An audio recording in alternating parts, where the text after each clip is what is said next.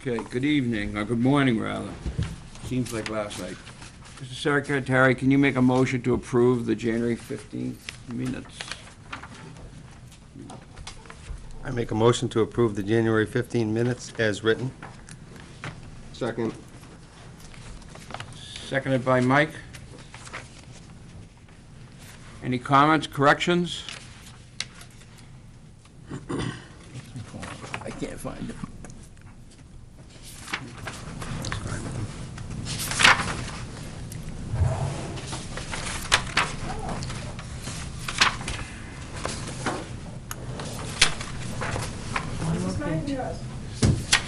Leo, are you still looking? Or? I can't find it. Go ahead. Okay. All those in favor say aye. Aye. Opposed? The minutes are approved.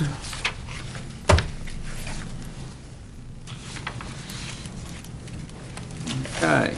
Motion to accept the minutes of the January 30th meeting. I make a motion to approve the minutes of the January 30th meeting as written. Second. Seconded by Mike again. Come on up.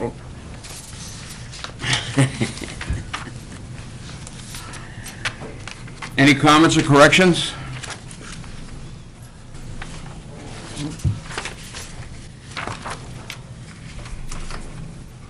Hearing none. All in favor say aye. Aye. Opposed?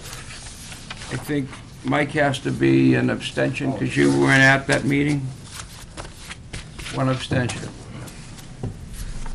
Okay. All right, moving on. We're here to discuss the budget.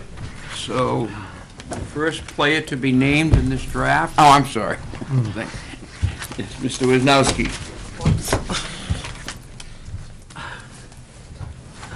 Well, good morning, Mr. Chairman, members of the Budget Committee.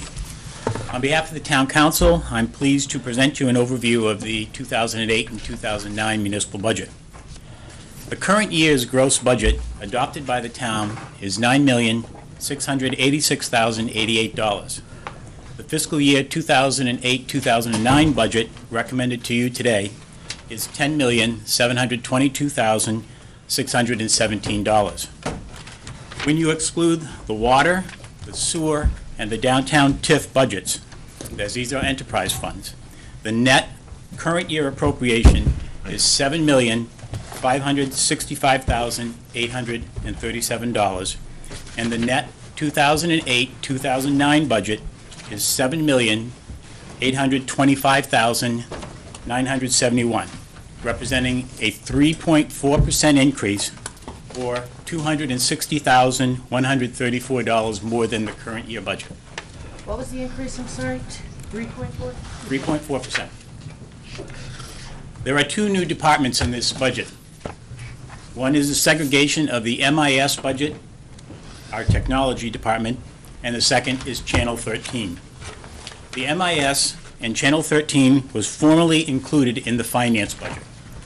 This segregation will provide everyone the true cost for these two essential departments.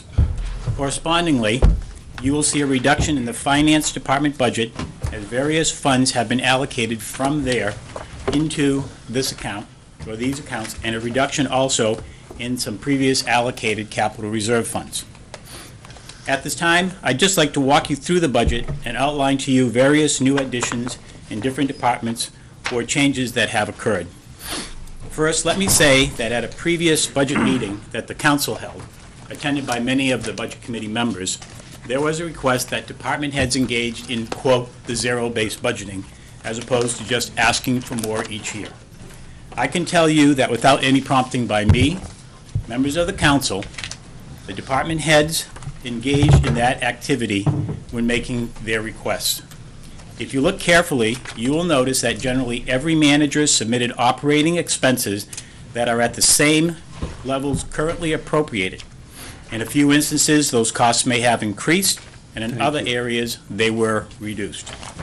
Secondly, this budget contains the second year of the contract with the police union employees and provides non-union employees a 3% step increase and a 2% cost of living increase that will be provided in January of 2009. The wage increase for the non-union personnel is the second year of a 3-year wage increase as voted by the Town Council. One other item relating to wages is, as you review the percentage increase, it appears that employees are receiving a 10% increase. While on paper that's true, that is not the case. In past years, in the employees' benefit budget, there was a line item called recruitment adjustment, into which all the wage increases granted to employees were placed and then allocated. In developing this budget, the increase was incorporated into the salary lines, and when added to that which was provided in this current year, presents a picture that employees are receiving a 10% increase. Non-unionized staff received an overall 5% increase in this current year and will again receive a 5% increase in the coming fiscal year. In the Town Council's recommended budget, there has been included funds for training and committee support, which can be used for members of the council and other boards and committees, members to attend sessions, training sessions that become available throughout the year. In the finance budget, there are funds for workshop and training for the budget committee members too. There have been several changes in the employee benefits line, both up and down. In some cases, reductions are shown which more accurately reflect the actual amount expended, such as longevity pay and unemployment compensation. There is a new line, performance recognition, which is to be used to reward employees who perform above expectation and deserving of special recognition. I want to take a moment to discuss the health insurance issue and apprise you of the work of the Health Insurance Committee I appointed to conduct a review of the present self-insured health insurance plan and to obtain proposals from other carriers for comparable insurance coverage at competitive prices for our employees and retirees. The committee is made up of management and labor representatives with individuals from all departments, along with members of the police union and a town councilor, and have spent numerous hours reviewing the current plan and meeting with representatives from First Choice, the Local Government Center Health Trust, and Primex as to their plans and cost. This Wednesday, they will be presenting for the council's consideration their recommendation as to how to proceed in this area. I hope that many of you will attend the council meeting to hear their report and recommendation.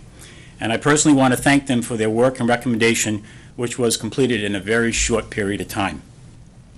Whatever proposal the Health Insurance Committee recommends and the council accepts, the larger issue that still needs to be resolved is the so-called elephant in the room, is how do we deal with the health fund deficit that has accrued over the last several years.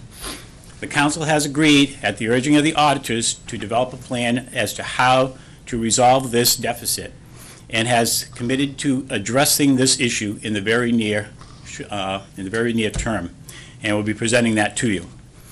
In the economic development budget, I proposed and the council agrees that we utilize funds from that department during the upcoming downtown redevelopment to undertake an advertising campaign in conjunction with the merchants to let residents and motorists know that downtown Newmarket is, quote, open for business. There will be hardships, and to the extent that we can work cooperatively to putting newspaper advertisements, signage, or through brochures and maps, we need to let everyone know that they can still access and shop in the businesses downtown. In debt service. In 2004, the town bond to construct the DPW Fire and Rescue Squad building on Youngs Lane. The bond was for $1.6 million. For whatever reason, the town did not issue the bond, but still utilized funds from the fund balance and other funds to undertake and complete this project. In the following years, there has been a $120,000 appropriation which was used to pay ourselves back for this project. During the audit, the auditors informed the finance director and myself that the outstanding balance of $1.36 million would be shown as a liability against the fund balance and therefore reduce the amount of funds available to reduce the tax rate in the coming years. Upon learning this, we, Don Parnell and I, set up a meeting with the chair, the vice chair of the council, and the chair of the budget committee to follow up with the auditors, and sent a letter to the council and to the budget committee members on this regard. Discussion ensued as to options to rectify this situation, and we learned that we were able to issue bonds for the outstanding balance of those funds, and they deposit them into the general fund to remove this liability. Therefore, we have set in motion the process to accomplish this action and hope to have it completed within the next several weeks. Looking at the various bond schedules, we have allocated $150,000 towards our first bond payment in this regard. Channel 13. In this current year, there is an allocation of $10,000 for broadcasting various committee meetings. In addition, there has been, through the efforts of our technician, other films produced and have been very well received. Our goal is to build slowly upon this effort and the amount of funding has been increased to $15,000. In addition, the work of the Veterans Trust Committee, there is a $3,000 appropriation to continue their work in filming the memory of veterans' experiences in World War II. At the present time, we are broadcasting the Budget Committee, Town Council, Planning Board, Conservation, and we are also developing other programs that will become benefits to the residents of the town. In the Police Department, we have eliminated the special detail account, and I have recommended that the town vote to establish a special detail revolving fund into which all the funds received for special details are deposited and officers' time are paid from there. This line is considered an in and out an account, if not properly allocated, can have a detrimental effect on the police department. What I mean is that at the current year, the appropriation is $42,000, and to date, the department has expended $36,838, most, if not all, related to the downtown project.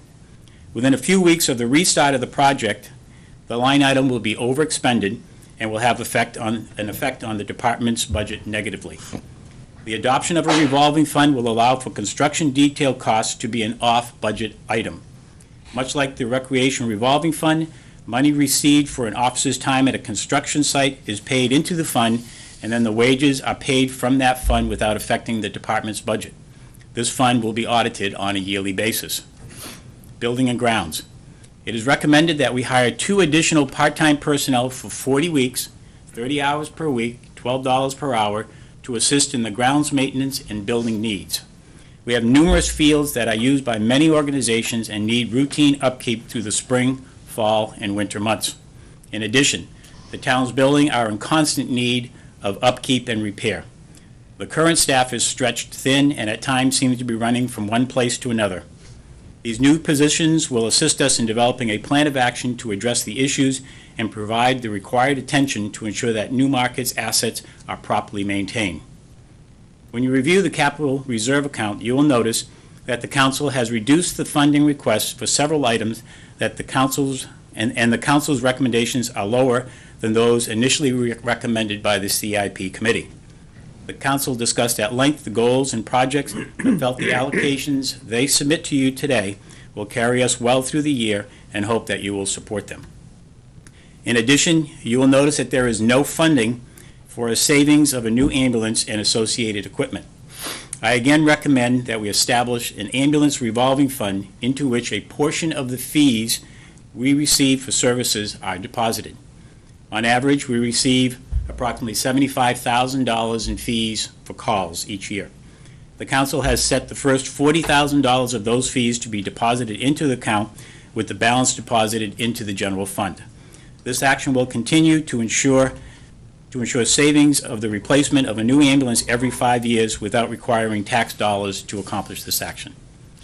Those are sort of the salient points and the high points in this budget, and collectively the town council, department managers, and I look forward to working with you as we complete this budget. Thank you. Thank you, Ed. Questions? Lorianne? Lorianne? I just have a question. Back to the fire department, public works building, how did we pay for it if $120,000 was allocated and not used and we did not issue the bond? From what we've been able to determine, the the funds from the fund balance and probably within the budget were used to accomplish that project. And it should have been set up as a liability to the fund balance at that time. It wasn't, and the auditors in the past didn't pick it up. When the auditors were doing the books this year, they looked at that and put it as a liability against the fund balance, which began to draw that down. And we needed to address that. If we were only going to be appropriating $120,000, what we were doing is as I said, the community paid for it, and now we were paying ourselves back for it. So we were sort of taxing ourselves. When rightly, if we had just established a bond, undertaken the project, you'd still have that allocation, but you'd have the full use of the fund balance at the time. So we're restricted as to how much money we can use to reduce taxes in any given year as we move forward. By issuing the bond at this point in time, which, as I said, we've been notified that we can do that, we'll put that back. It'll come back into the general fund, and that will have that $1.36 million available plus whatever surplus we have. So that would go into the general fund? Yes. And then what would that account balance be, the general fund's balance be, once that's put in? An estimate, I'm not asking. It would probably be 1.5 or higher. Okay, it should be around 2.5, is that correct? Correct. To be comfortable. The fund balance at the present time, at the end of the year, the fund balance was about $2.4 million. Yeah. Of that, $550,000 of that was used to reduce the tax rate in '07. And one of the other things that the auditors found when they were going through the books was that the town's books had been off by about $143,000 from the time that the town converted software programs, which I guess back in 2003, 2004. And so that was another hit to the budget, or to the fund balance. And then on top of that, you bring in the fact that we have the outstanding debt of $1.36 million. So all that begins to whittle away the amount of money that we have available. That's why the council, after we discussed that with the auditors, wanted to move forward with the bond in order to recoup some of those funds back.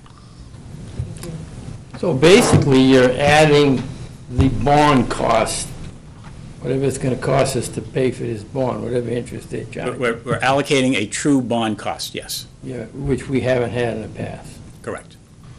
And how much ballpark is that?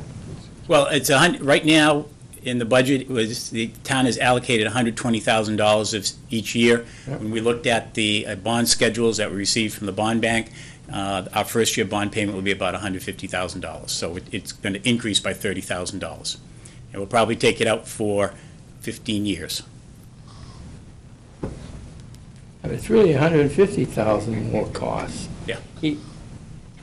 That's going out of our pocket, basically. Correct. So, and what, I guess the question is, I don't know, I just see we're adding a cost here that, I know theoretically the book, you got to have a fund balance between 7 and whatever, but that's money that is hardly ever used. It's just money is sitting there in case it might be used.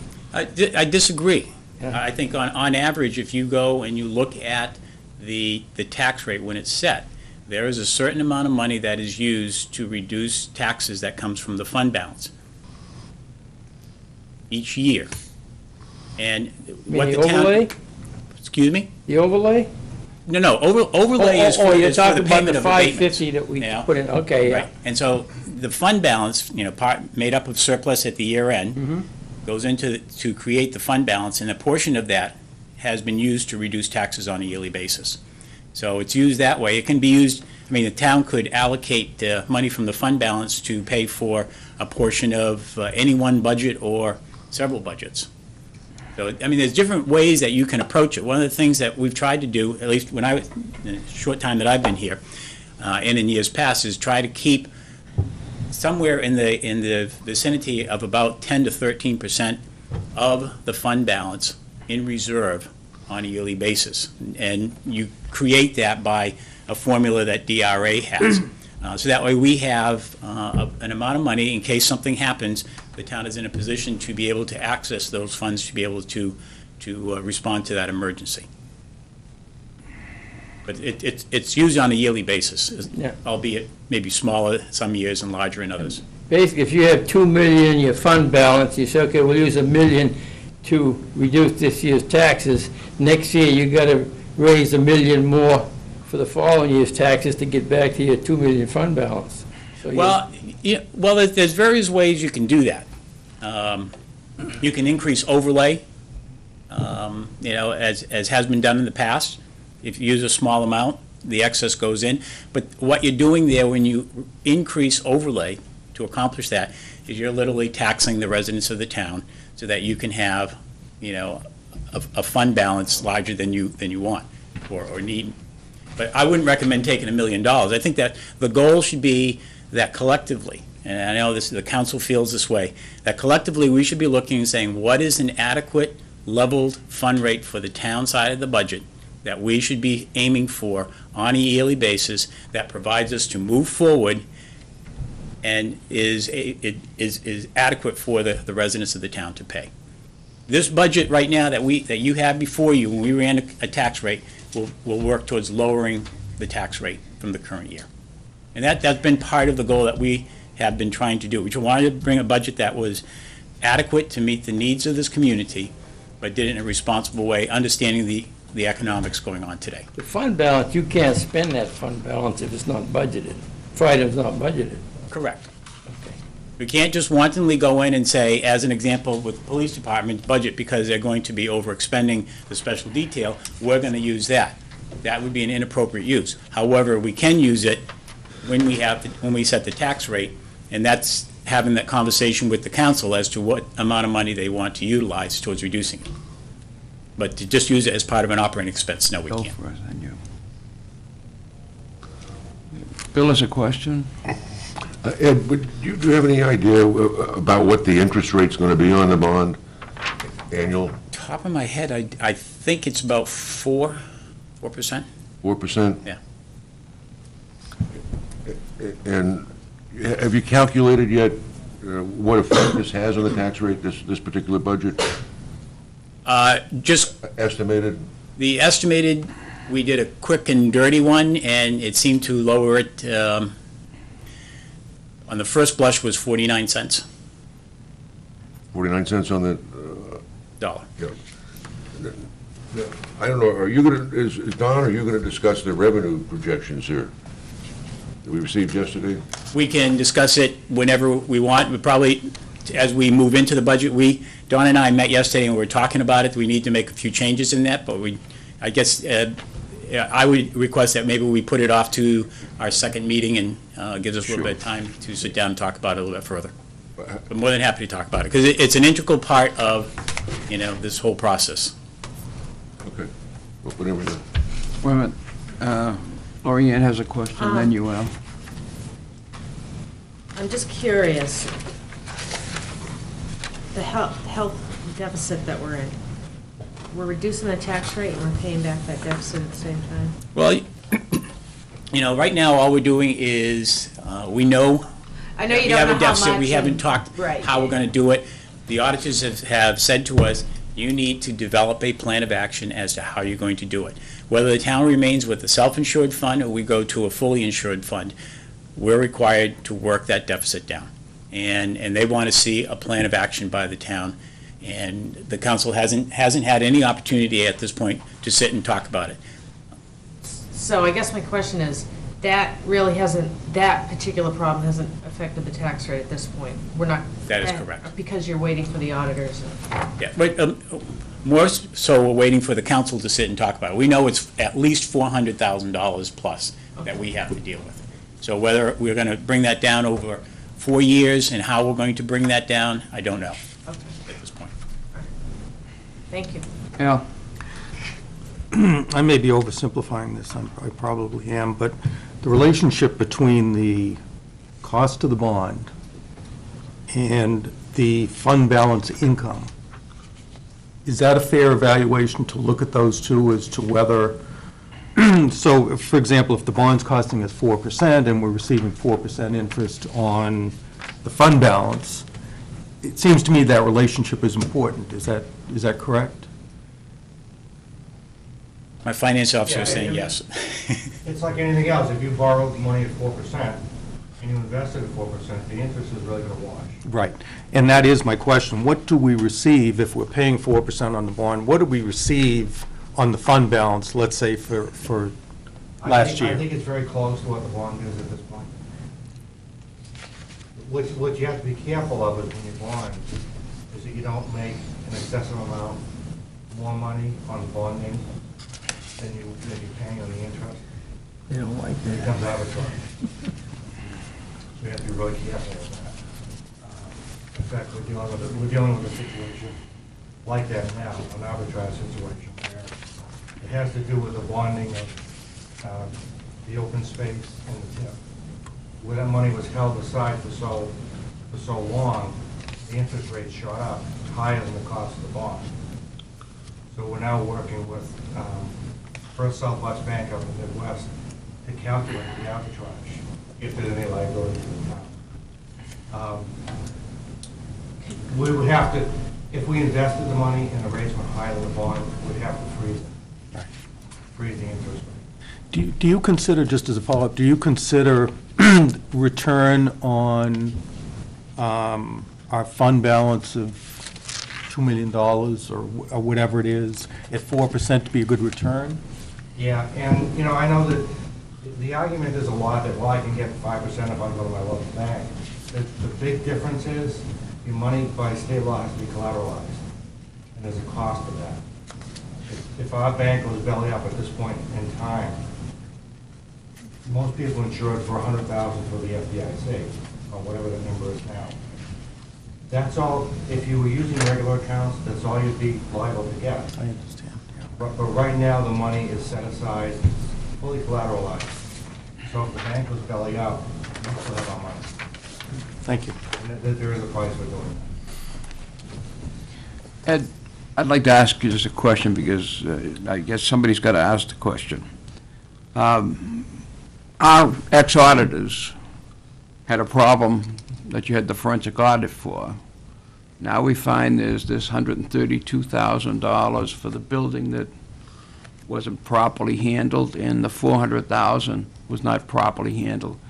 Is there any chance that legal action, if there's going to be any cost to the taxpayer, is there any chance any legal action can be brought against the audit firm and the former town administrator, et cetera, to recoup this money? The town has in place several things going on. We have a forensic audit follow-up committee that's going to be looking at the 700 pages of information that the forensic auditor provided us, and department heads have responded to. We have the Attorney General's office that is looking at various aspects of the forensic audit, and we have our property insurance company looking at this very same things. In motion are 3 different tasks being taken place, and at the conclusion of that, we'll have some idea as to how we're going to proceed in regards to that. So, those things are going to be playing themselves out over probably the next year, and it's kind of hard to speculate to say yes, no, maybe it could be at this time. But all I can tell you is that things are in motion to address those issues, and we hope to have some kind of resolution in the future. Okay. Anybody else, questions? Yeah, I just need a glossary check here. What's arbitrage, you said? Arbitrage is, it's a law that we put on the books, so municipalities, when we go out to bond, their tax exempt. And what was happening is that municipalities are going out to borrow using their tax exempt status and investing money at a higher rate. So what this does is it limits the amount of time that you have from the time that you bond with the tax exempt bonds till the time that you have to complete the project. If you extend beyond that and you're getting a higher interest rate, then you're breaking federal law, basically. They call it arbitrage. So the point of that law is that you can't gain interest income on bonds, so to speak. Tax You exempt can't- bonds. You can to a certain level. No, Okay. you can't go higher than the actual rate of interest you're paying on the bonds. It impacts the tax exempt status if you do that. And not only does and the people who borrow the money for the tax exempt portion, it impacts them. And then you wind up with sort of like a black eye, because now any bond issues that have your name on it are questionable. It's a red flag. Right, I mean, they really put the law into place, so municipalities specifically couldn't use their tax exempt status to generate additional revenue for the town or city or wherever.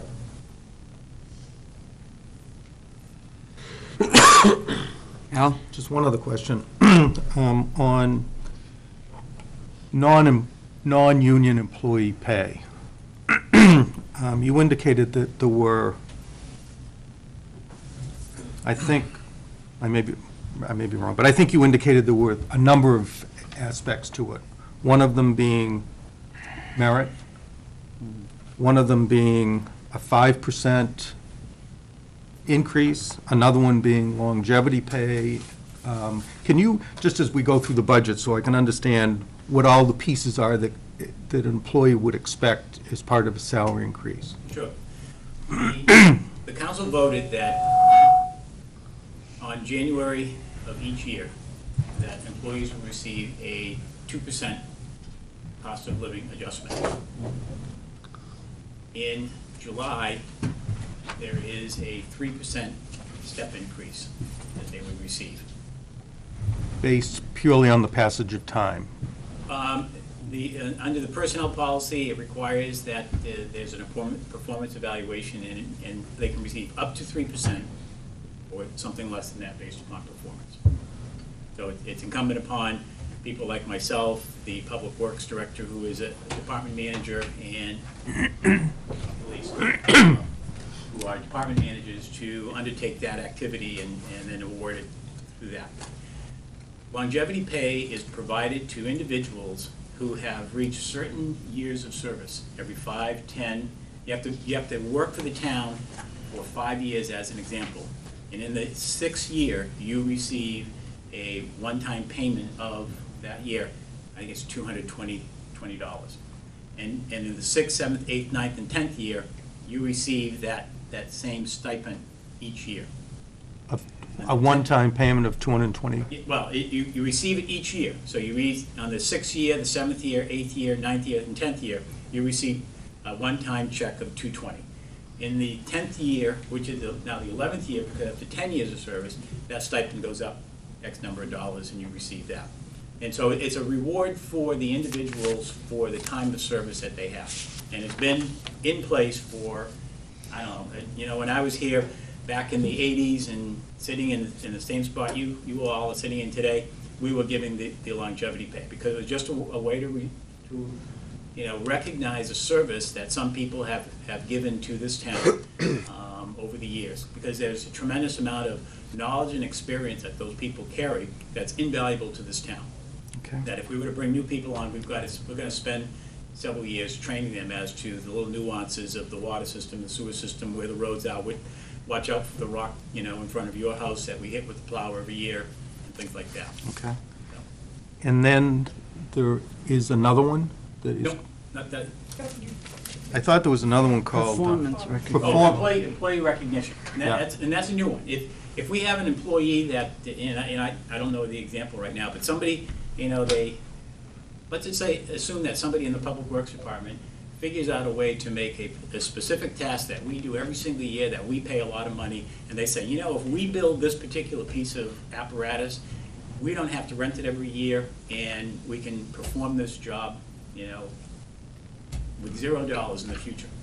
We'd want to say to that person, something, that's performing above, our expectations of what the job is. But it's not going into their pay, it's just a one... It would just be a one-time, here's a check, and Okay. here's a letter for your file of, recognizing you for that accomplishment. So it's really a bonus? Yeah, it's a bonus, if you want to call it that. Okay. Oh, Ed, would it be possible to get the budget committee members a copy of the employee handbook? That answers many of Al's questions. Sure. It explains all this. I'll give you a copy of the current handbook that we have. We are under revising review. it and hope to have it within a month before the council to accept it. Now, there's another issue going around town I'd like to clear up. Do the employees get an automatic 5% annual increase? You know, I don't, being the new guy on the block, I can't say whether that's an annual 5% increase. I don't know, I'm not sure whether the performance evaluations are done.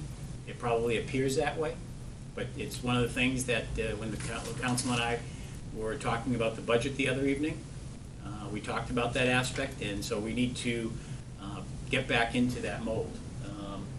It's incumbent upon, the three people I mentioned, the chief, myself, and Rick Mulaski, to do all those in a very short period of time. And what I want to do is at least space them out over the course of the year so that I'm not taking a month of my time, sitting with a bunch of employees doing a performance evaluation. So it's fair to say historically, they've been getting a 5% increase automatically because these evaluations weren't all done, But I'm probably correct them. but your intention is to do them. Yep, So it wouldn't necessarily in the future be an automatic 5%. correct.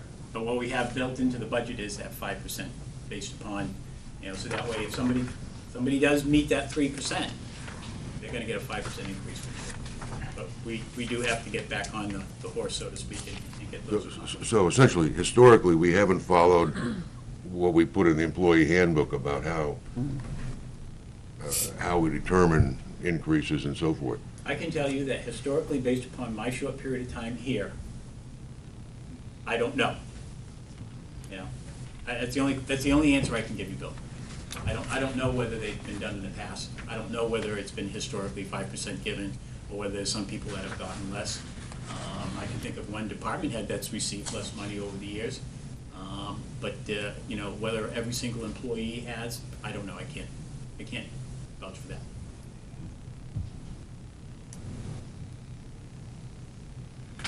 So I think it should be clear, though, that 5% will always be in the budget. That is You'll always budget, assuming that people are going to meet the requirements to get that additional 3%. So it will always be in the budget. Whether or not it gets spent will be dependent upon the evaluations going forward. correct. Mike, you had a question? Just to clarify that a little bit, I think it's important to realize that we're working on the 08-09 budget right now. And that's what we should be focused on. And I think the steps that the council and the current town administrator are taking to get this merit raise under control, we will no longer be saying that it's an automatic 5%, as it may have been in the past. So, I think looking forward, you can say that, it may be 4% for some employees. The COLA, cost of living, that may change. I mean, that is up to the council to change that up or down. And we do that, I believe, on a yearly basis. So it's important to realize, moving ahead to this budget, that we are not saying that it's an automatic 5%. Is that accurate, Ed? True. Any other questions? Councilor Quax has a question from the floor. Yeah, it does say in the personnel, which Bill's comment that you should all read this because it's an integral part of the budget process.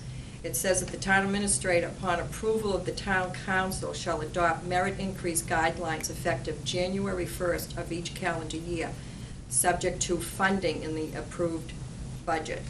And prior to that, like town administrator said, that we have to have all the evaluations done by a department head or their designee, and it's basically, it's supposed to be a budgetary process through the council that allows the town administrator to grant those increases. And this year, that wasn't done to my knowledge. So I don't know how that would affect the balance in the long term, if it's something that we can just automatically give, that we're allowed to give because it is in the policy that it's supposed to be handled through the council. So I don't know. This is my first year in the budget, so I have a lot of questions. it's very confusing this year on top of it, so I'm just trying to wrap my head around it, but there are a lot of things in the personnel policies manual that should be looked at by the Budget Committee. Chief Seer? Maybe I can offer a little historical perspective. Many years ago, the council adopted a pay plan for employees. We had a study done to determine what's the going rate for a plant operator at the sewer plant? What's the going rate for a police officer? What's the going rate for a dispatcher? What's the going rate for a secretary? And they went through and looked at other towns and came up with a pay plan saying that in this, from this figure to this figure is what you should be paying the secretary at the police station. And the high and the low, and they adopted this pay plan. So when you hire somebody, they go into that pay grade. The steps in the grade, there are 10 between the bottom and the top, and the steps are separated by about a 3% margin. So over a period of time, a person who's been here 10 years or more would progress through these pay grades. And in order to get the step raise, which occurred in January, the employee had to have an evaluation done by the department head. I can tell you that the police department has had evaluations every December since the 80s that I can recall. Based upon that, if you have an unsatisfactory evaluation, part of that pay raise has always been, could be held back. There were several instances that I can remember during my career where somebody did not get the step raise or got a partial step raise or got a period of time later, they said, we can correct this, we will give you a raise later in the year. That is how the step raises have been administered at the police department. I can tell you now, with the contract, everything is merit-based with the police department. They get an unsatisfactory evaluation, they're going to get a raise. They get a satisfactory evaluation, they get a certain percentage. They get an outstanding evaluation, they get more. The cost of living occurs in the summertime when the council decides how much should we adjust these steps, so that if the cost of living is going up, and this year it should be $10,000, next year it might be $10,200, whatever the cost of living goes up, that's administered in July. So if you add the two things together, it may come out to 5% if there's a 2% cost of living, but the employees don't get an automatic 5% raise one time. It's possible that from January of one year to January of the next, it could amount to 5%, but that includes cost of living. The steps are closer to 3%. Any other questions? Comments? No? Ed, thank you very, very much. Appreciate your comments. Can I go home? You're excused. Entirely up to you. And we'll talk about you when you're not here, so don't worry about a thing.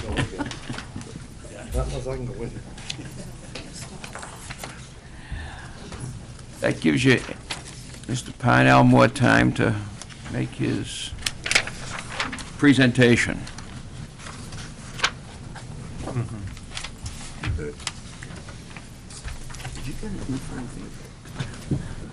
I can move down.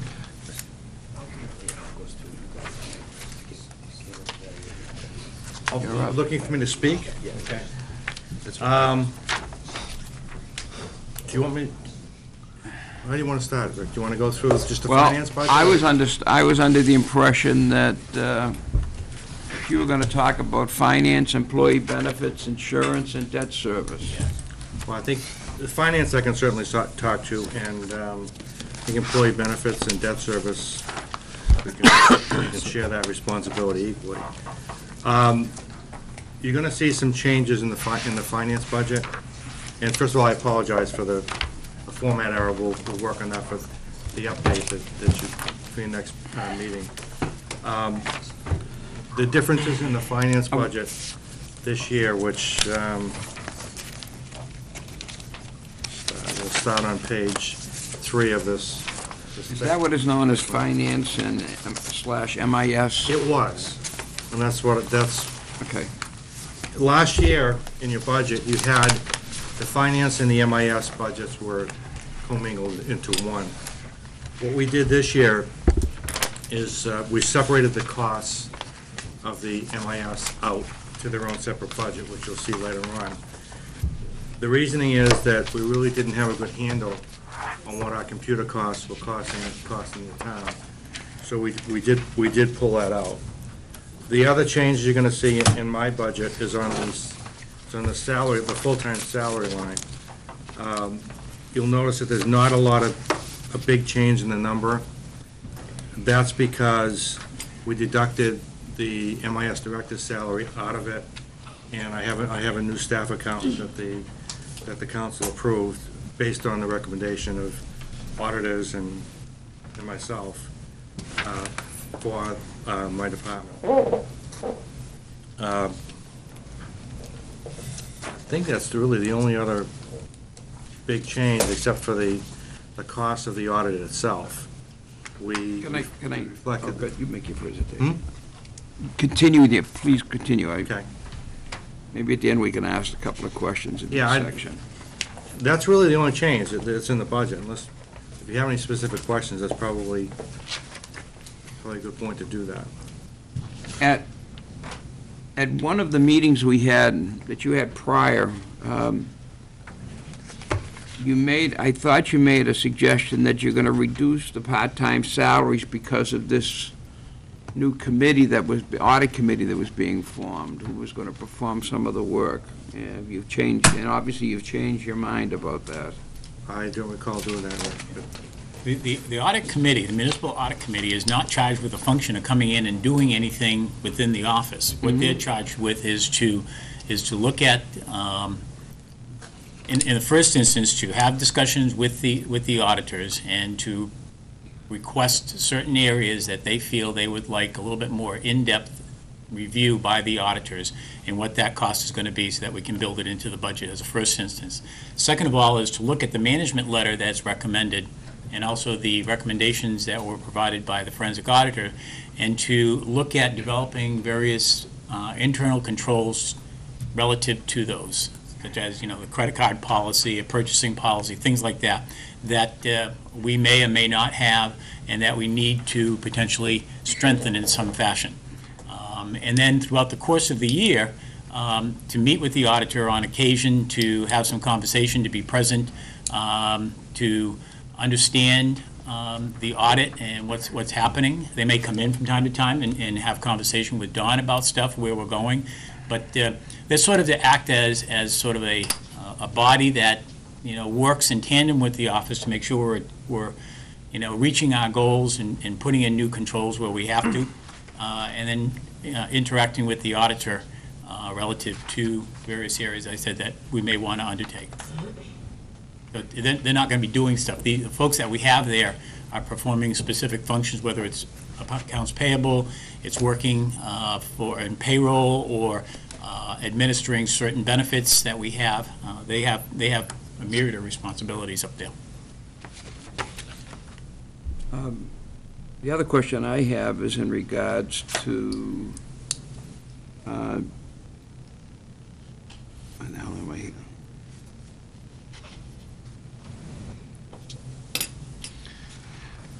Oh, dues and subscriptions, 1-403-310-0002. The actual for 607 was $3,000. I mean, I don't know if that was a misapplying of funds. Then the budget the next year was $820, and so far this year you've used $50. And now you're putting $620 in, and, are we just putting the numbers in for the sake of putting something in, or are these, do we have actual fees that are going to go against this? I think if you look at the line item, the fees that are there are what we're estimating. The Government Finance Officers Association and periodicals that we might need for human resources. If there's substantial changes to the periodicals for HR, for instance, we do need to upgrade those in the town. If you take those, it says 320 and 320, which is $640, and then the material is another $600, and you're only you're only reserving $620. I mean, the I'm not sure- numbers, I'm not sure what you're looking at, Rick, because the line I'm looking at says Government Finance Officers Association dues $320, Yeah. and materials $300, that's $620. oh, all right, because there's two of them in the old report. You've changed that. I'm trying to figure. I think that what you should do is, if you can concentrate on the paperwork that we gave you, because those are going to Okay. have changes that occurred. Just- You might have made notes and stuff on. I did. Was prior. And but- so I spent all last night transcribing the Well, numbers. and you know, if you look at, getting back to that, the dues and subscription, it says narrative, right underneath it says narrative column 4. Column 4 is the department request.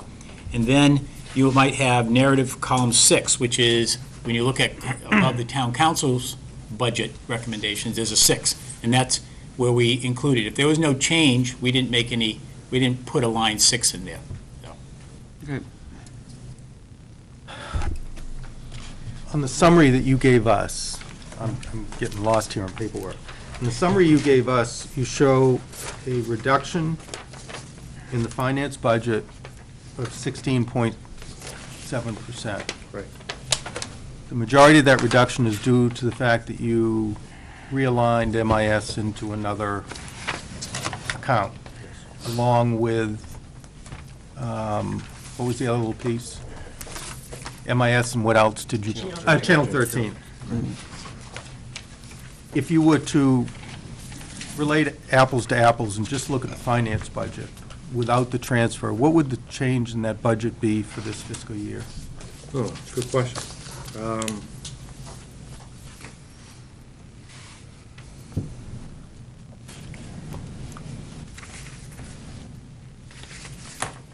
I guess what I'd have to say, Al, is that the budget would probably be higher by the additional employee that I've put on staff. So it'll probably be another $40,000 higher than what it was last year. The way it's outlined is not very helpful because it is not comparing comparable items. So this reduction, 16%, I mean, if. Well, if you add the MIS to it, Yeah. that might give you the right number you're looking for. Well, I'm trying to look at just your budget, though, without MIS in there. Yeah, I'm not sure I know how to answer the question, because probably the easiest way is to add the two together. And whatever that total dollar is, that might give you apples to apples. But I think there might be some additional things that were put in the MIS budget for next year. Right, Weren't in my current budget. right. We haven't looked at it that way. I can try to figure that out for you.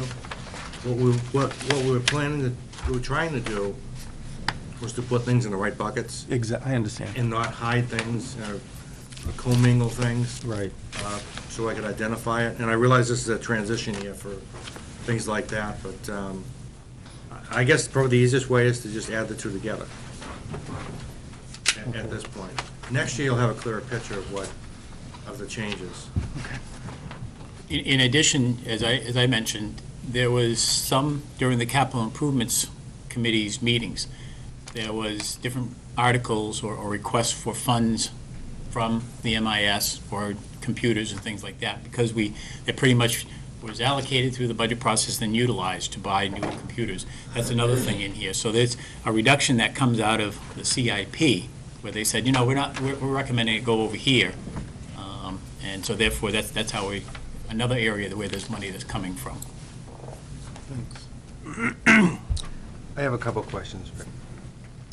In one of our prior budget meetings, you had mentioned that you really didn't trust the 06, 07 numbers.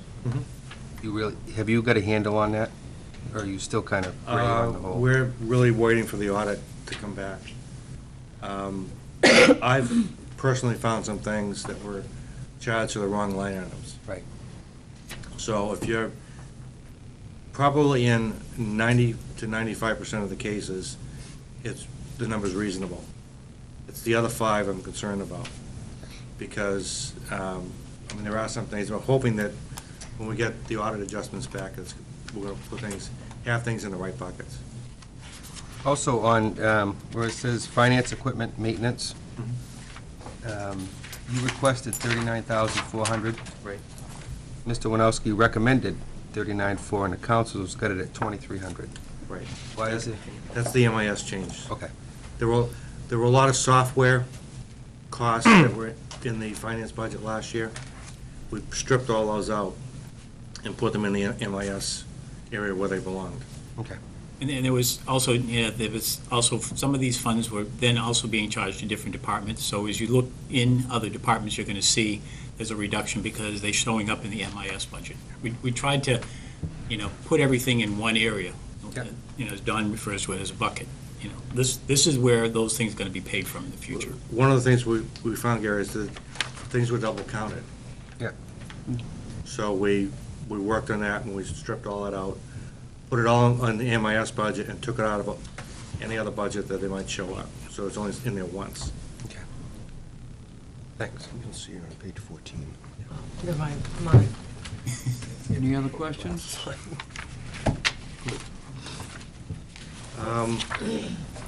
Lorianne has a question. Yeah, I just. Oh, I'm sorry. No, that's all right, I posted, they just announced that was going up.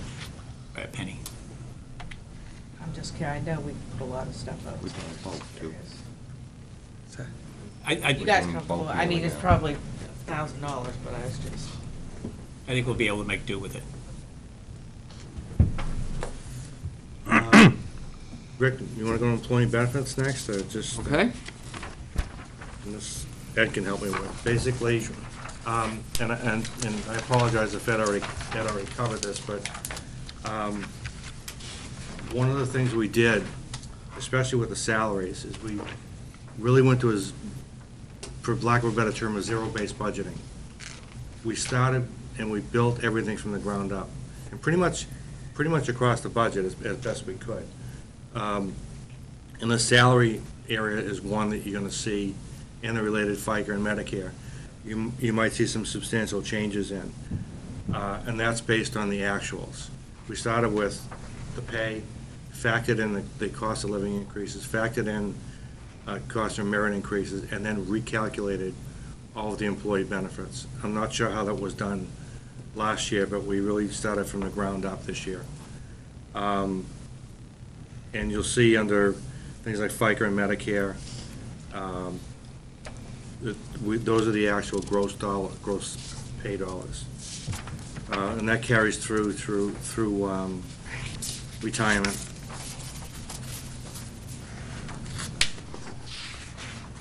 In addition, the longevity pay, I know Ed already talked about. Health insurance, that number is probably going to be a reasonable number based on what we're seeing. I think that in prior years, I don't think you accurately reflected in your budget what the cost of the health insurance was. Thus, you're all aware we're in a deficit situation. If you don't budget the right amount and you spend more than you budgeted for, you're gonna create a deficit, and we think that that's happened. Why don't you finish the employee benefits, and then we Right. can ask questions. Is that all right? Yeah, I don't mind. Go ahead, Lori.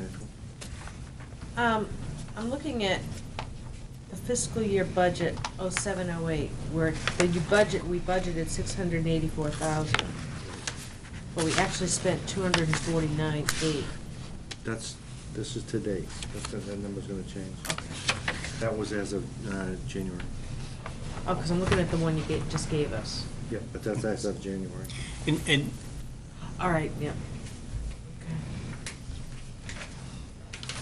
Are there any other employees added to this budget other than the staff one for finance? I think the part-timers you talked about. just the two part-timers in building and grounds. That's it. Just 2 There's no- million Those are the ground only part-time? new employees that are coming on board.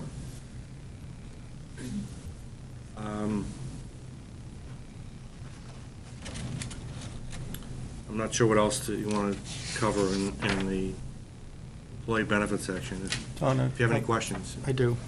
I understand how benefits, I'm sorry, health insurance may be inappropriately accounted for. What I don't understand is if you take something like FICA or Medicare, which are federally mandated percent of payroll, how could those be inappropriately accounted for? Because, I'm not sure how that was calculated last year in your budget. I'm not sure how they arrived at the number. but in terms of payout of those funds, I hope they're correct. Oh, that piece is fine. Okay. It's the budgeting portion that I'm referring to. Right, but the actual payouts, I assume we did Oh, consistently. absolutely. Oh, great, Yeah, okay. absolutely. Okay. So it's the, I got it, yeah. And as you go through the budget, you'll see on occasion, especially in the full-time salary and part-time salaries, there'll be like a full-time salary. I'm thinking of cemetery. And there is the wages that are much higher than what the council has approved. And then you'll notice that in the part-time salary, there's nothing there. And this year, there's a wage. You know, they were mixing both the part-time and full-time wages in some cases together. What Don's done, in the way that the system does it, if he puts it into the full-time salary, it then kicks into calculating, you know, the FICA, the retirement, the health benefits, and things like that. Whereas on the part-time basis, it just takes care of the FICA and what we have to do on that side of the issue. So it's a little bit differently by where we put things, and we're in that process. You know, we said it to the council several times. We're in the process of correcting certain things. We can't go back and correct prior years. So you'll see that issue, and we'll point it out when we can, or we notice it. But what we're trying to do is make it so that we're all on the same page and we all understand if it's something in that, it relates to that particular line item. And just one other question. As it relates to employee pay, are you folks confident that we're properly identifying exempt versus non-exempt employees? Have we got them appropriately classified? I think so. Okay. Any other questions on employee benefit? From the audience, Councilor Quacks. Mr. Zink, what was that you just asked? Federal law mandates whether people are exempt from the Fair Labor Standards Act or not. From the what? Fair Labor Standards Act, Okay. which requires things like overtime pay, hours worked, time off. That would mean like salaried employees. Exactly. Salaried employees. Exactly, and Okay. and the reason I ask is it's a very confusing area sometimes. A gray area, okay. Yeah, well, it isn't, it shouldn't be, but it is, and that has a big effect on payroll if we are not appropriately identifying those employees. And also, isn't there a section too that an employee's pay scale would be capped at a certain amount without any future increases if they fall within a certain, within the private and public sector? If somebody's making a certain amount and it exceeds what is usually given in the public and private sector for that position, that do they freeze their salary at that point? Not that I'm aware of. No. I don't know, I don't know anything about municipal. I'm not in the private sector. You can pay whatever you want. And also with the employee benefits, I noticed in the employee handbook that they have the disability insurance, of course, that the Newmarket provides full-time employees with a disability insurance plan to supplement workman's compensation for job-related injuries and illnesses, and to supplement sick leave and other benefits in the event of a long-term disability or illness occurring off the job. Is that a norm? Is that, and I was wondering how much that additional insurance over and above workman's compensation is costing? Is there a dollar number on that? Well, the life and disability is in your budget. It's $32,000 in the budget. Right, I have that here, 32,681. Right. But I know that we're obligated to have the workman's compensation, and we have the life insurance of $15,000 each employee. But my question is the sick leave and other benefits for disabilities occurring off the job. Is that usually an expense that the employee themselves pays on their own, or is that something that employees Is that the norm for employees to automatically pay for something like that over and above life insurance and over and above just regular workman's comp? I think that depends on the employer. And I was wondering, what is the dollar amount adding that extra coverage for off-the-job sickness and illness? Well, that's built into the 32. It's built into the 32, but Right. what percentage? If we weren't carrying that, what would how much lower would the 32,000 be? What would the difference be?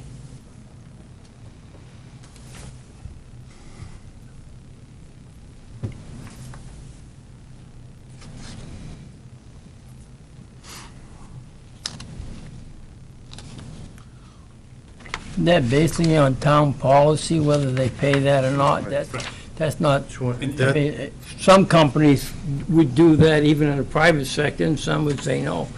When you're hurt, you live on workman's comp. Some other companies would say, well, we'll make up the difference between workman's comp and your salary while you're sick or whatever. So that's basically part of town's policy. If they said they want to do that, then they can recommend it, and we either go along with it or not budgeting it, but that's basically up to the town council, whatever policy they want to make to enhance the employees' desirability to work, but it's not by law or statute, it's just by town policy. Somebody at some point made that a policy and it was adopted and they're following it. As quickly as I can do that, the life portion of that is around 29,000, and the disability is about 3,000. Can I just speak to, one thing to, especially for people watching, to keep in mind, the town, needs to be a desirable place to work to recruit employees. And when you're putting programs together like that, something, like long-term disability, you take a look at what the other towns are doing around you, and you need to make sure that you're competitive with the towns around you so that you can attract and retain good employees. So, programs like that for, a $3,000 cost, makes this town a more desirable place to work, and therefore, we can attract and retain better employees. So, it's really important to make sure that we're competitive with the towns around us. Okay, any other questions? Go ahead. Good. I have some, and I hope this is an appropriate time. I have some questions about the health insurance and what it has been and what we're going to make it. So all I know about it is I got the health options administrator of the self-insured plan, and I looked at the benefits and so forth that you give to the employees, or they give to the employees, about what their benefits are and co-pays and that type of thing. And when I looked at it, quite frankly, I said, well, this is a pretty gold-plated plan. So I called some friends in other industries. Granted, they're private industry or public companies, they're not municipalities. They told me it's a solid gold plan. It's really a great deal. And I heard or read someplace in this process that when we go with a regular insurance carrier, we want to maintain the same benefits. I guess I'm asking, in view of medical costs today and so forth, has anybody discussed the affordability of doing that?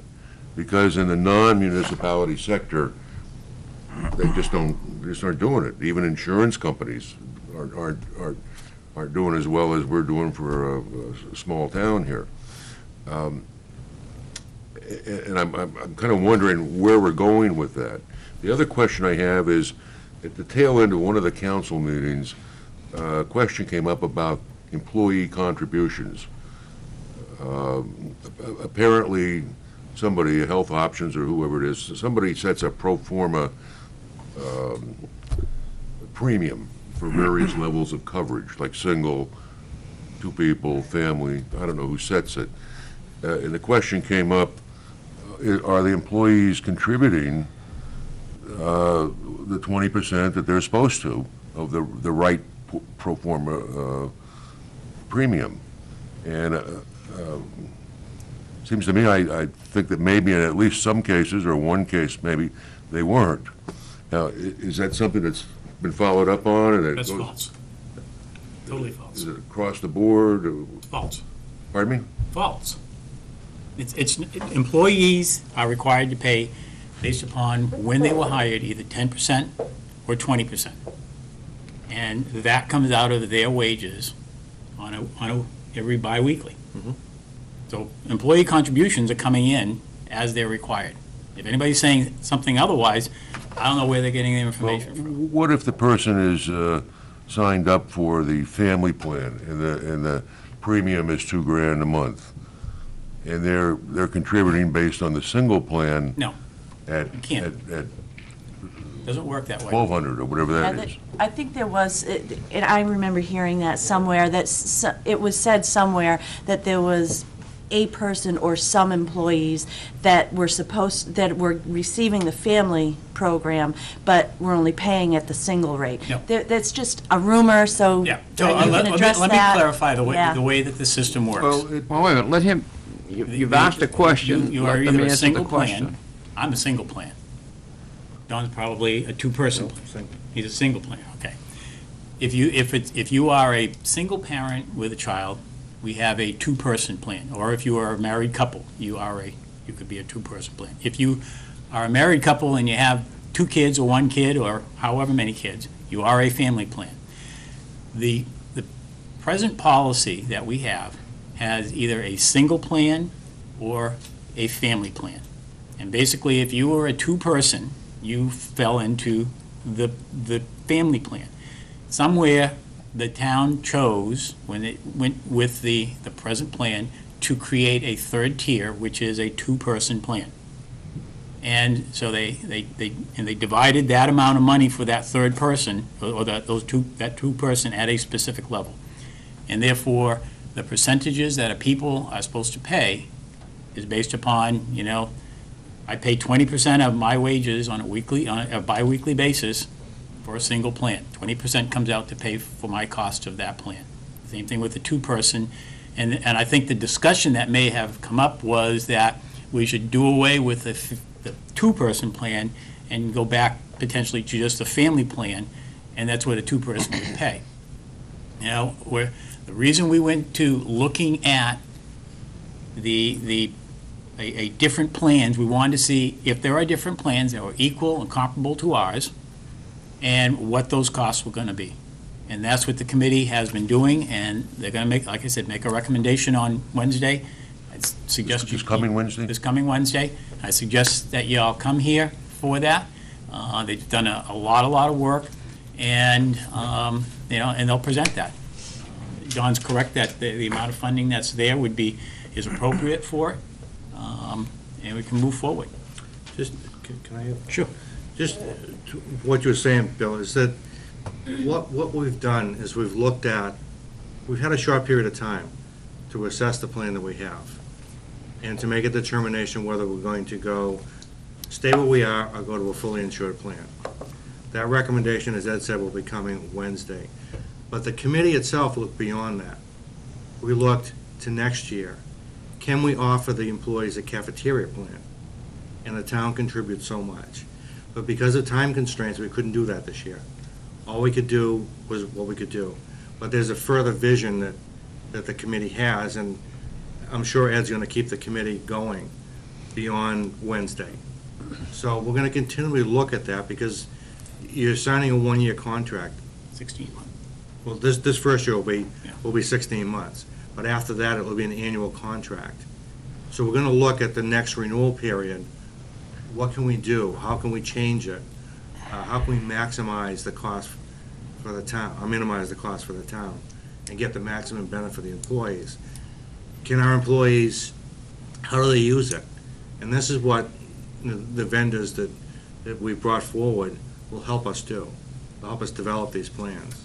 Part of the problem that we have is, for whatever reason, and we sort of scratch our head about it, the plan year for our current plan goes from March 1 to February 29. It's not either a calendar year or a fiscal year. You know, it's just, it's crazy.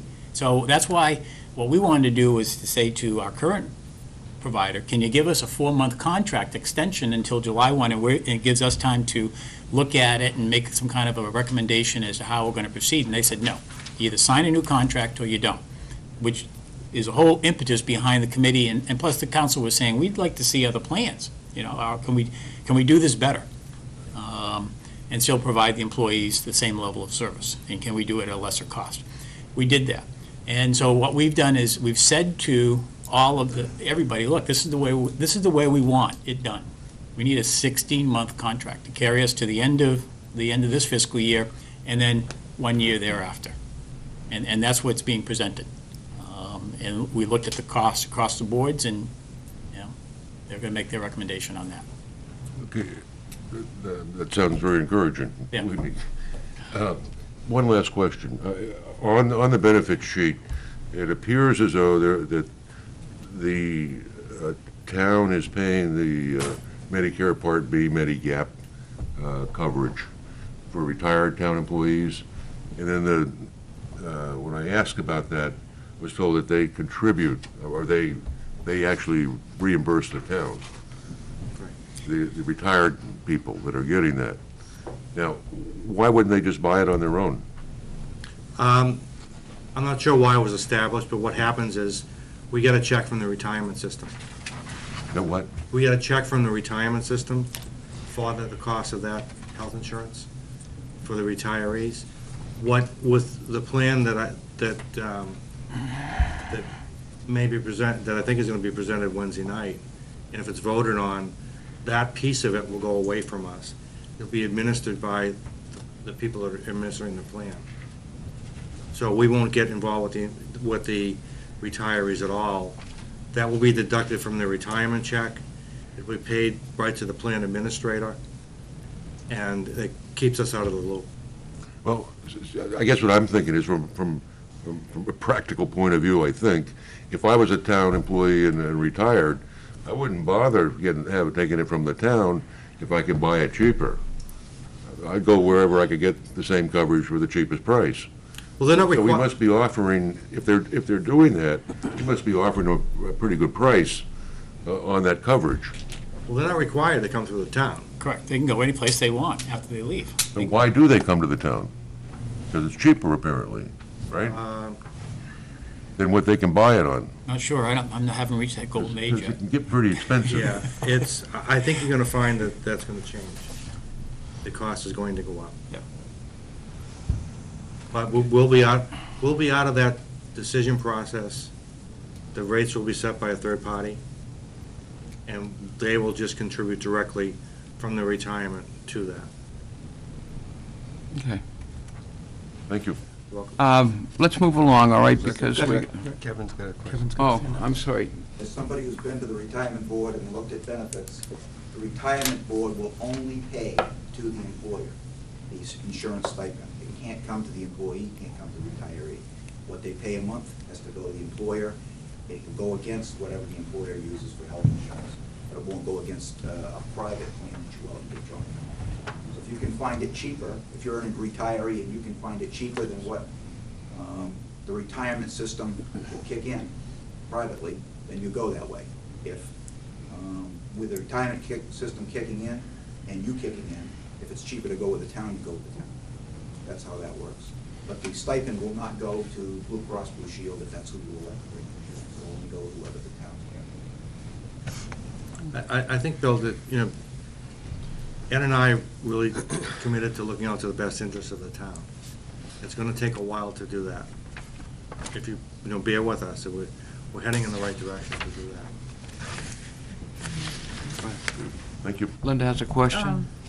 Around the longevity, I noticed that the department requested 15 and the administrators recommended 15, and the council changed that to 11.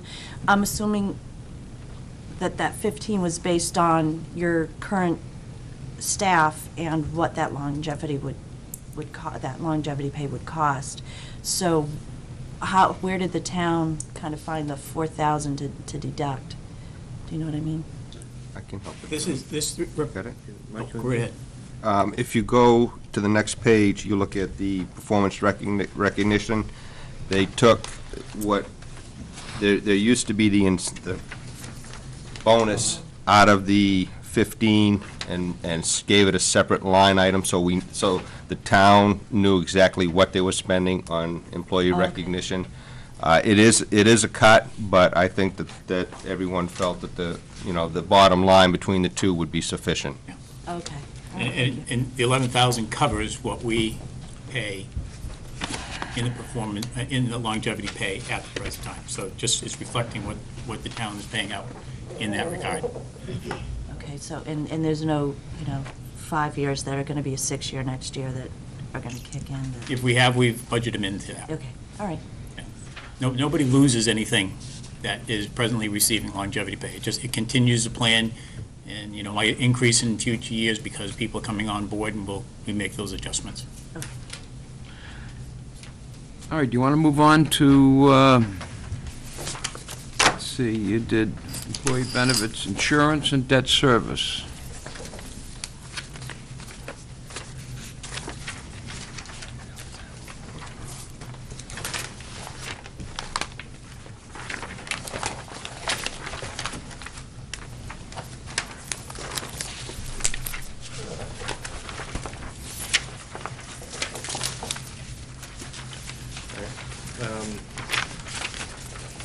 The debt service itself, well, let's go with the insurance.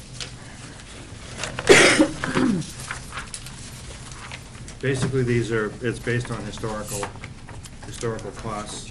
It would be page 13 if anybody is, page 13, no, of the detail. So,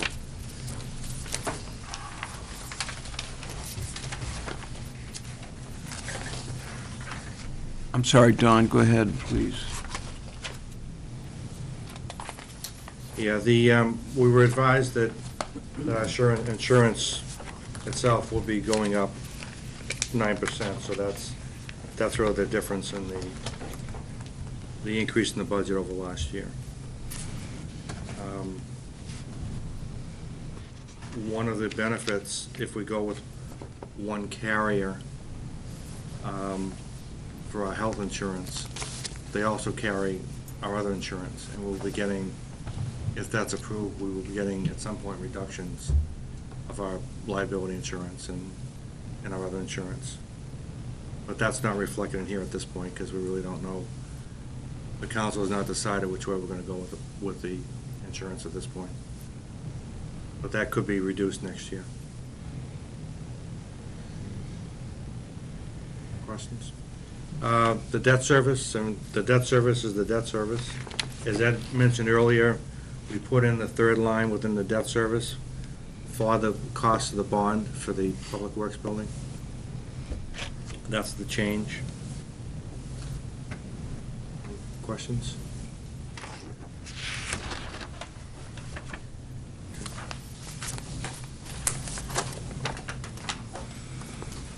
I think that's it. Ed, a couple of things you were going to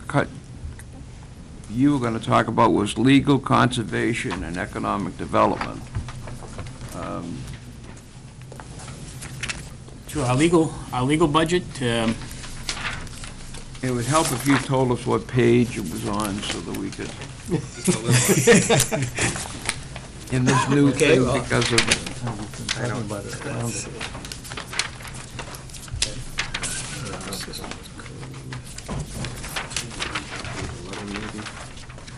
Page 11, yes. Page 11, please. Page 11. page 11. 11.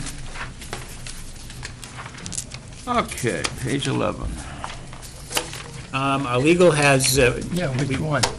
increased it 2,750 for 57,750.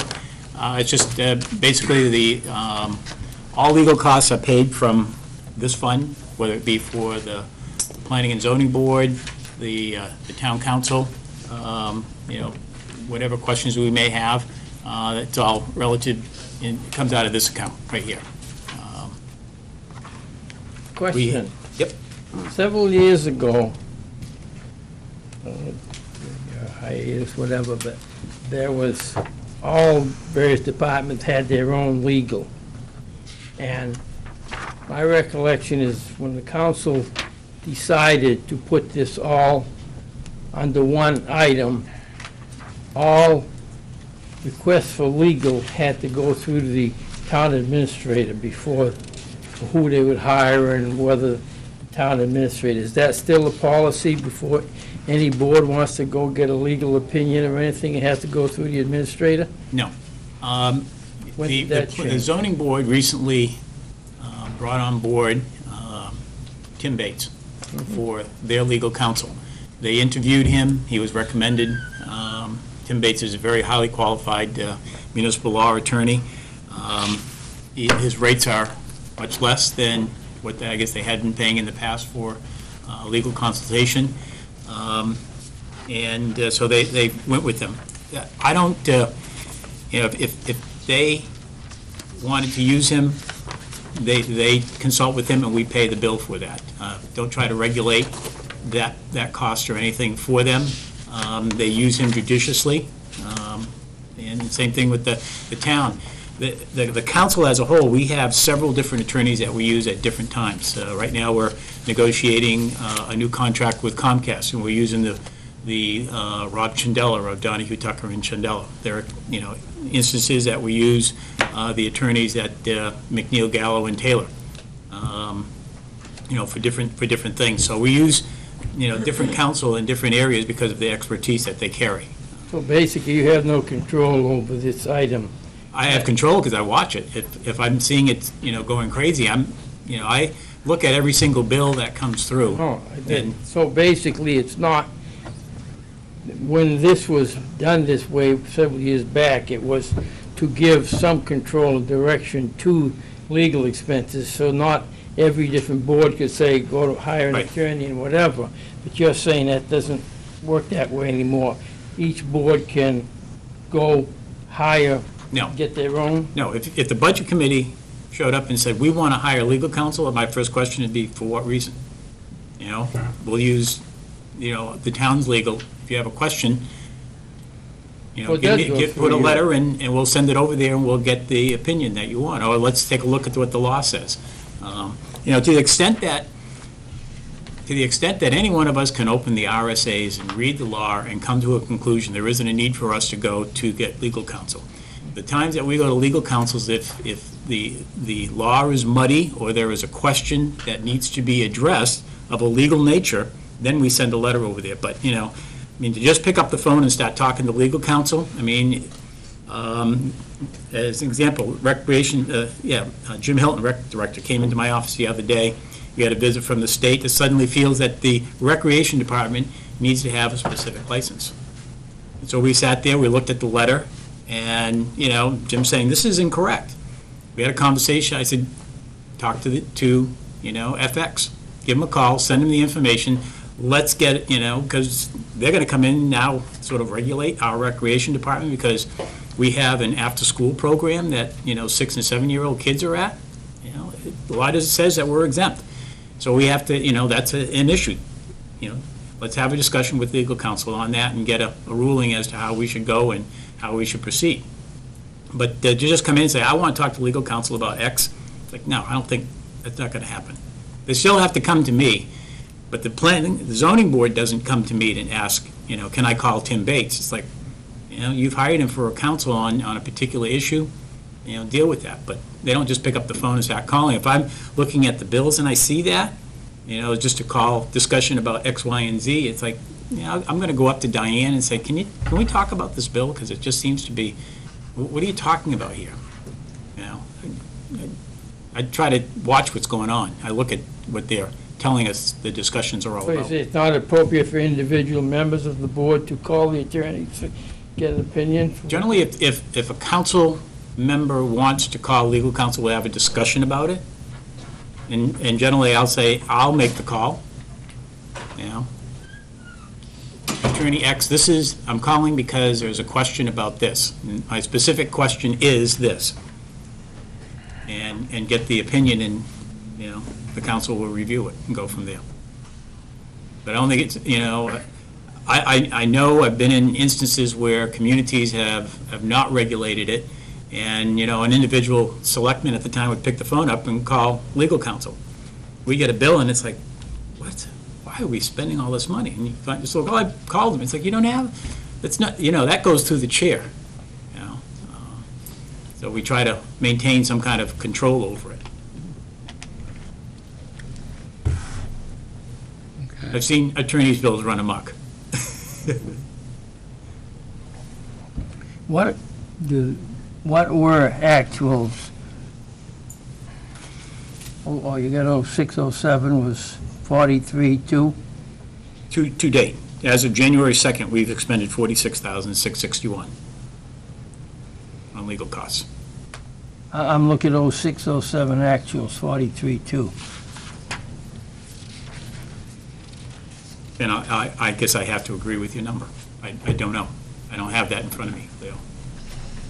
So actuals to date, 708 is 33. No, if you're looking at the summary that you just received on page 11, the actuals as of January 2nd is $46,661. Okay. Many goddamn books. Did you shut your microphone Next year, off? Leo, I would please be careful in your language. That's mine. We'll share. Yeah, that was mine. Okay, Leo, do you want a yellow one right down can here? we, I got it here somewhere. any other questions about legal? Let's move along. It's economic development. Economic development. Economic development, it's $8,000, I think it is. What page are you looking at? Let's see, economic development. Here it is, on page 13. 12 and 4. Yes, is 12, is you're right. $4,000. Yeah, $4,000. Operating expense, $8,000, excuse me. And what I have proposed is, because of the, there's going to be an effect on all of the downtown businesses, probably starting around April when we resume operations to complete the balance of the downtown project. And there's been several discussions with the merchants downtown through the Business Association as to how we can work together to mitigate the impact to them. In some cases, there's going to be an impact. And what I've put forth to the council, and there's been agreement on it, is to utilize these funds, with the balance that we have this year and next year's funding, to work with them on advertising campaigns to let people know you can still shop downtown. Where, as the project progresses, because it's going to, through the downtown, there's going to be different parking areas and places you're not going to be able to park. And we want to let people know what that is and where they are. And different routes that they would take if they come into town. They just want to stop at one of the businesses and pick up a coffee and continue on. So that's what we want to do, is maybe get something into the newspapers each week, sort of giving a heads up as to what where we are with the project. I know the downtown businesses have talked about doing something on a weekly basis on the weekends to sort of drum up business and draw people into the downtown. That's what we're trying to do, is work with them, because we understand there's that impact, and the best way to use our funds right now is to mesh it with some of their funds to let everybody know that, Newmarket's open for business. We're not shutting down at this point, because we can't. Any questions? Can we move along to, I think conservation is the one I missed. Okay, conservation hasn't changed at all. Page number.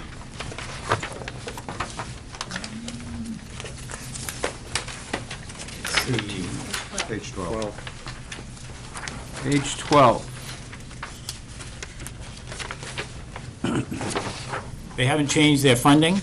It's still $1,070. As of January 2nd, they've expended $1,899. $99.87. Something happened. Big spenders. Yeah, cut them off. We'd have to look at that. Tell them to conserve. That's right, that's right. Not sure what that, Linda what just that said, "Tell 'em increase to in contract conserve." services is. We'll take a look at that. Okay, I have a question. Councilman? Gloria? I'm just looking quickly on the revenue side for conservation. I don't see anything, not necessarily that they get revenues, but I guess I'm just curious about something. A couple years back, we were planning a field, and originally, over by Fallsbrook, the conservation had bought that property to conserve it. Then the town bought it from conservation to unconserve it, I guess is the best way to put it, for a practice field. And then that was voted down, and I'm just wondering if the Conservation Commission has reimbursed the town for those monies, or if that's going to happen, because now that it's back, not being, the town can't use it for anything, other than what it was originally meant to be. So it probably should be back in the hands of what it was originally voted to do. Doesn't the Conservation Commission get 50% of the, Current use tax. not open space, what is it, the Current use tax. land that's, what's the word? Current use. What? Coming out of Current use, yeah. Yeah, I don't, if that's, I'll take your word for it, but I don't think there's been any land that's really come Well, out see, of current use. don't forget, they have a separate revolving fund set up for that, the Conservation Commission. This is the general fund contribution to the You say conservation. that there is a special fund for Right, there's a that. special fund set Current up for it, use. and that's where the money goes. Shouldn't that be shown somewheres on income somewheres? Well, it'll be showed up in a separate fund. Yeah. Yeah, where would we find that? Would we find it in Yeah. revenue or CIP, or where would you find that? It would be CIP. It would probably be a separate fund, and probably we'd have to look at the audit report to see how much money is in that account. Okay. So we can take a look at that. I know that Leo had requested the 06, 05, and 06 financial reports, which we provided to all of you. I think it was what color page is this? Whatever color page this is. Peach, Peach. coral. I'm colorblind, so it looks red to me. Not on here, from what I can see. And Ed, I think I said pay the town back. That money came out of open space originally. It came from When the- open space? When the town purchased it from the Conservation Committee, it came out of open space funds. Okay. Oh, well, I'll get an answer for you. We're going to discuss the revenue side at another time, I gather. That's correct. Okay. So we'll get a conservation. On what we've covered so far, is any more questions from the committee? If not, I know that Councilor Quacks had a question before, and I did not recognize it because we're running out of time. I'm trying to keep to the schedule he set. It was answered. Thank you. Okay. So, do we have any more questions for Dawn or Ed?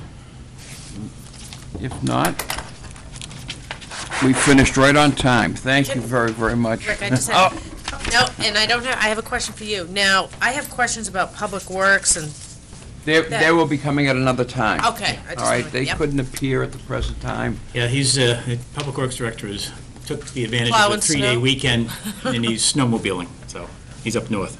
So what we'll do is we'll bring Yes, we're going to bring them in and another water time. and sewer in at your next meeting. And recreation, I think. Yep. Okay, so those will be coming in. I I do think it would be helpful if the information that Ed read in his opening statement, if we could get a copy of that. I don't know if the board. Sure. And also that cover sheet you had, Ed, with the percentage, the 4 point, that cover sheet you had. It showed That was just the- something Don worked up to me. Yeah, if we could have a copy of that too, that would be helpful.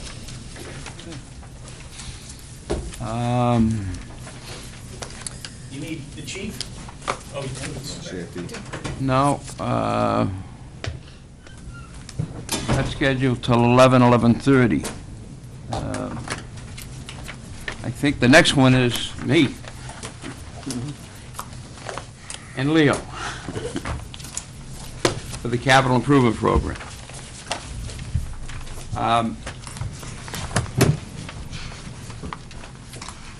Little quick background on it. The meeting was started very, very late, as things are prone to do, and we're hoping that in the future this will change.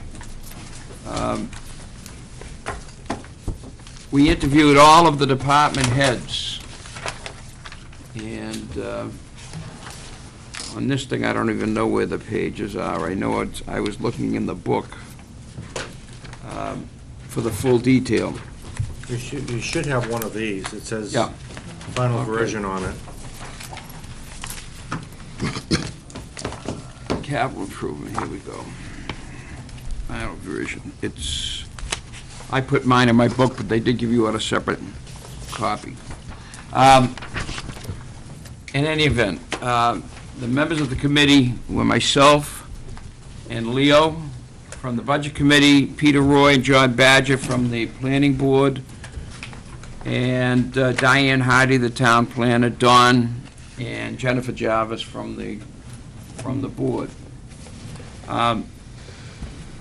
Our goal was first and foremost to keep the budget, the CIP budget, under $1 million.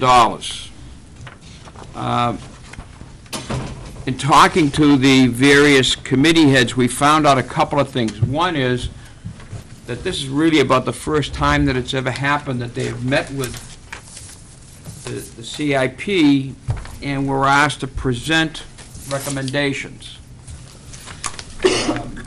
We analyzed the recommendations that were made, and some of them did not meet the criteria of what a capital expense would be. So as a result, and I think Don or Ed alluded to it earlier, some of these items that they requested were moved over to the expense side, to the budget, as opposed to the CIP program. On page, in front of this report gives you an update of some of the goals and objectives of what has been done over the past year in regards to the various plans that they had, and I'm not going to go through that at the present time. If you read it and have any questions, I'd be glad to answer it at a later date. On page 13, it shows the funds that the budget committee, the CIP committee recommended to be allocated to the various accounts. And then you could see what the town council has made certain changes. Where's that?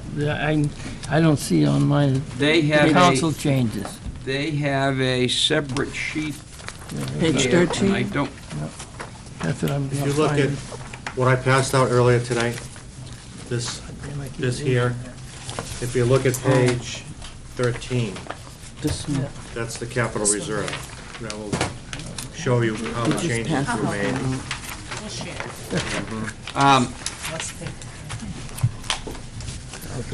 So they made a change to the ambulance equipment, putting it on a revolving basis, I think you should just said, with the fees that they collect for ambulances. The fire equipment we recommended 76,826, and they upheld that recommendation. And so on down the line. I'm not going to read each one of them. I think we ought to talk about the ones that they've changed anyway. Okay.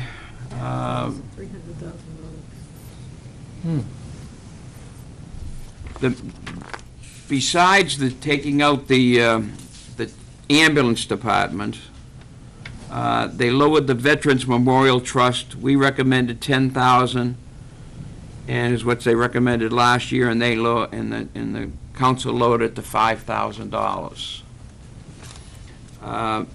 On the next page is the expenses on page 14. And the major change there is paving and reconstruction project. We recommended $341,000 based on a recommendation by Mr. Mulaski. The council changed that to $300,000. The sidewalks remained the same, everything else remained the same. Recreation. Yeah, that's the one I had a question. What is that? Let me just look at recreation. On page Recreation. 13. They increased our recommendation from 11,875 to 51,875. I would have to look at the detail because I did not have a chance to do this since I got this we all got this last night. 13 is the initial, and if you go to page 30 is the detail, and of course my detail page doesn't have anything on it, so you've got to tell me what. No, I'd like John to tell me what the change is on it. Well, I think probably the easiest way, look at this sheet that, and Mike, and help me out here. What page? What page you want? This 13, what I Page 13. mentioned to you earlier, 13 on this Page Right. 13. sheet I gave you this morning. Not in that. No, it's in this one. Is that for the Got it? gymnasium? Mike, do you want to? When we went through this the other evening, Wednesday evening, we were discussing the percentage of cuts to the rec department, which basically over the years has been like 120. It got knocked down to 11,000, and there was nothing showing for the next several years for any type of rebuilding of the fields or anything like that. The council discussed the fact that basically we needed to put some funding in there. So they added, I believe it was 15,000 to, and let me just get my notes here. They added 15,000 to the Beanie Howcroft Field for 0809. Then they added 25,000 to the gymnasium. Now, there's been some discussion about the fact that the rec director says he doesn't need the gymnasium or whatever. But basically, what the council agreed to was the fact that we're putting $40,000 in there this year, or next year, to do whatever is necessary to maintain, well, not maintain, to continue to improve the field conditions and whatever else needs to be done. Just because it's earmarked for a specific line on page 30 of the final draft, I guess, final version, does not necessarily mean that it's going to go specifically towards that. Well, the other thing is that I think the committee was basing its decision on was the amount of $720,000 was to be expended this year, none of which has been expended as of yet, which included $80,000 for the B field, $250,000 for the rec field, $90,000 for the sprinklers, lights on the A and B field, and the tennis courts.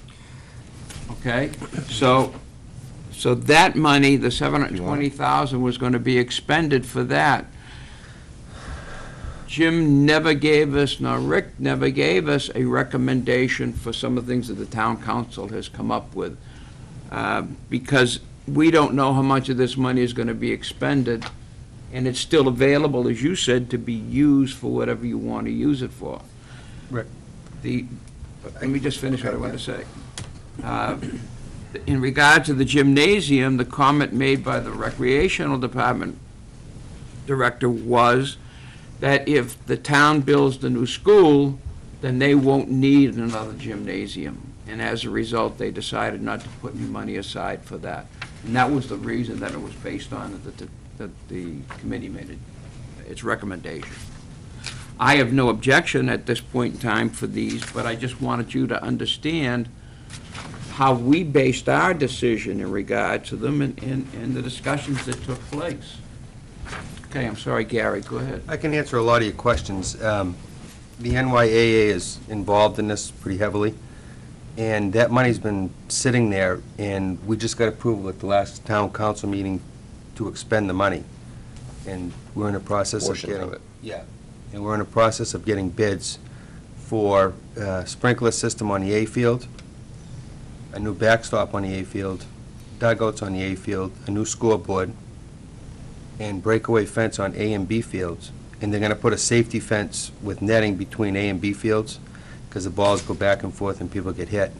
And that total is going to be right around $65,000 to $70,000.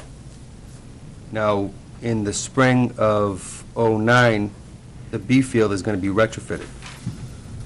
And Hilton is in the process of getting bids for all of that. They're going to re-engineer the field and stuff. They're going to completely skin it, put all sprinklers and sods. So that money is there waiting for that to happen. The lights, it's going to be both A and B field. And what they're hoping to do is put them on A field again, where they had been prior to being cut down. And then piggybacking onto B field as well. So both fields will be illuminated, and the money is there. And they're in the process of that as well. I think the fall of '08 is when he's hoping to do that. The gymnasium, I don't know, or the tennis courts. As I say, I'll go back to my original comment. This is the money that were made available by the budget of last year, or what I call, it's called this year's budget. The reason we didn't put anything down for years out on those particular categories because they were not recommended, and we didn't know how much work was being done and how much was going to be needed in future years, so. That money that was put in there was for Beanie Howcroft Field, down off of Nichols Ave. The money that is in this year's request has nothing to do with A or B field. Okay. For the field upgrades for Beanie Howcroft. Right, but all I'm saying is at the meeting, nobody made that recommendation. One thing that I think what there's 541,000 in that fund, I guess, balance in that fund, and I guess I saw 100,000 and 200,000 for lights on A and B field, and to me, someone ought to be looking into that lighting business. I was sort of involved way back when the first lights were put in, and the cost of the lighting is basically your demand cost is you turn the lights on for 1 hour and it costs you $300 or something. Then it costs you probably $10 an hour for every hour you use it. Well, if you put on the lights, I think the month goes from the 24th to the 24th. So if you put on the lights for an hour on the 24th and an hour on the 25th, it costs you like $600 just to put it on for an hour. But then you can run it as much as you want for that next 30 days at only a few dollars an hour. And because I know when I was involved way back, when we charged, basically, when I was running the Pony League at the time, we would go to the Exeter and Stratham and whatever and say, hey, you want to play at nights? It's going to cost you $100. You want to play. In many of the Pony League teams, yeah, sure, we'll take the kids out and let them play under the lights. It's a good experience for them, and they would contribute $100 and whatever. And I thought we had a policy at the time that we wouldn't put the lights on unless we had at least 10 or 12 hours scheduled for that month. I mean, it's crazy to put the lights on for an hour and spend 2, 3, 4, I don't know what the demand charge is today, but I think this whole policy ought to be looked at as to whether we're really going to use these lights and whether it makes sense to do this. I mean, at the time, though, we had a policy to, if we weren't going to run it 10, 12 hours a month, we wouldn't put them on at all. It's crazy. Just one team says, I want to use the lights. They turn them on for an hour or two and pay $20 or $30, and the town pays $300, $400 or whatever for that 1 hour. And I think before you spend $300,000 for lights, you ought to look at what the actual cost is and see basically how much you're going to use these lights. You know, it's... You can talk. Yeah. Just to address that, Leo, at this point, the council hasn't approved any lights going up there. That was not part of the RFP that was discussed just recently. It was basically just, you know, retrofitting the fields, getting some safety issues that need to be addressed.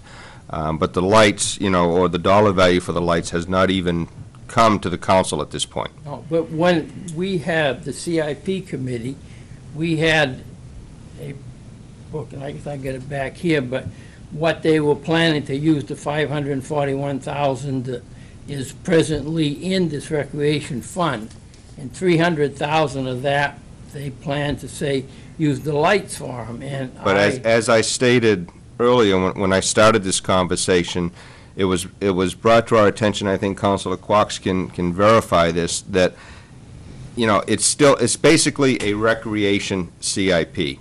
And, you know, we're speculating that we're going to use it for lights or for sprinklers or whatever, but it may in fact be used for something else that is necessary.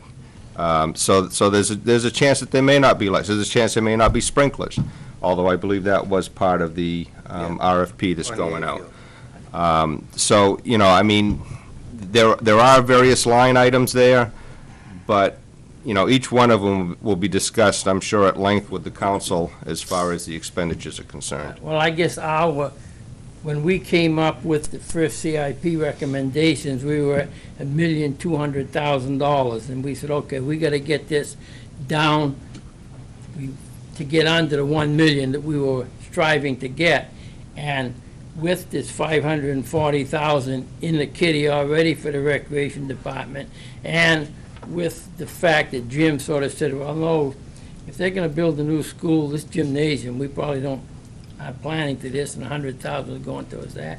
So it seemed like a likely spot for us to reduce it to get under our $1 million cap that we sort of set on ourselves. Yeah. And I guess that's why we ended up going this route, because we had other places, the bridge on Maston Drive, whatever, that we were going to have a $60,000, $70,000 bill this year we had to spend. So If you also put it into perspective, I mean, understanding that if there's a new school, there feels to be no longer a need for a gymnasium, but there's no guarantees that you're going to keep the existing gymnasium that we've got if there is a new school. So, you know, you're still back to one gymnasium, and I guess there's been money earmarked for it, you know, and we just felt that that was a good spot to put. We originally started with 50,000 that we were going to add to it, and then at the end of the evening, we cut it back to 25, so we could basically meet the CIP committee's goals of keeping it under that $1 million. just to say why we came to. Yep, no, I understand, and, you know, I just felt, myself personally, as a counselor, felt that, you know, you had a CIP that was designated at 120,000 last year, and now it's going down to 11,000, and I felt personally that it was, you know, one area that got whacked, for lack of a better term, And, maybe because there wasn't good representation there, I don't know. I wasn't part of the CIP committee, but I think, taking a look at the ball fields in town and stuff, you need to keep them up to par. So that's why I'm probably the one that put the strongest recommendation to put some of that funding back in there. And what did it come back up to? 896? 896?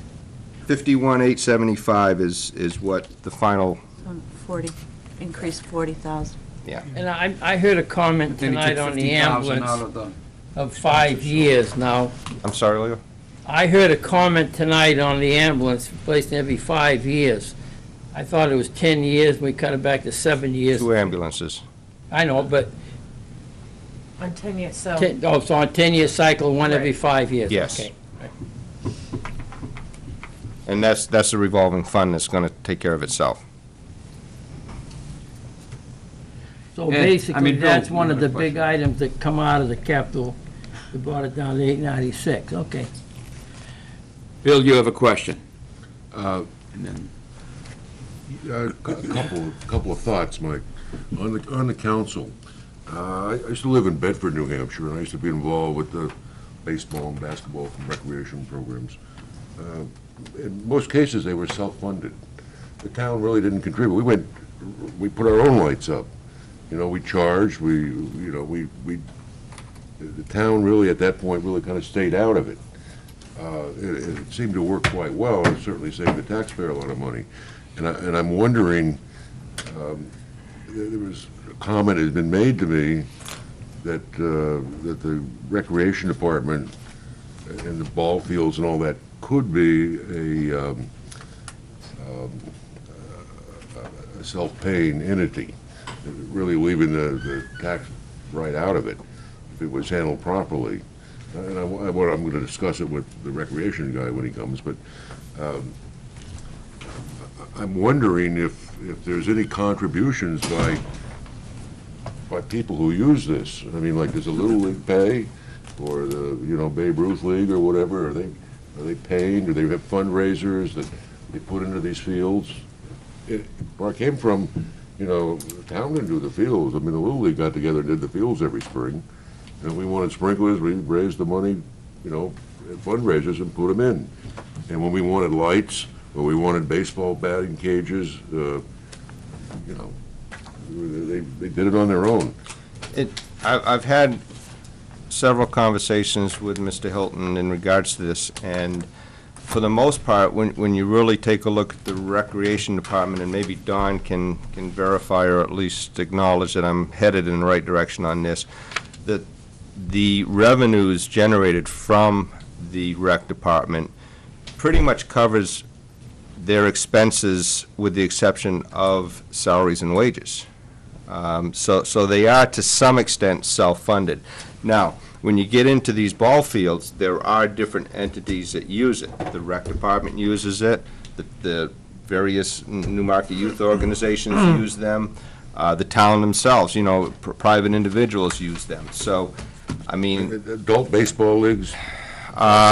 there's no adult baseball leagues. I believe that there's currently some leagues that are actually playing where they shouldn't be, down at Beanie Howcroft Field, because that was set up strictly for kids. But that is due to the lack of field space and time that we currently have, which is why the council, once again, is looking for additional field space. But, for the most part, I guess to answer your initial question is, the rec department is funding a lot of their, they're paying for a lot of their programs that they're running.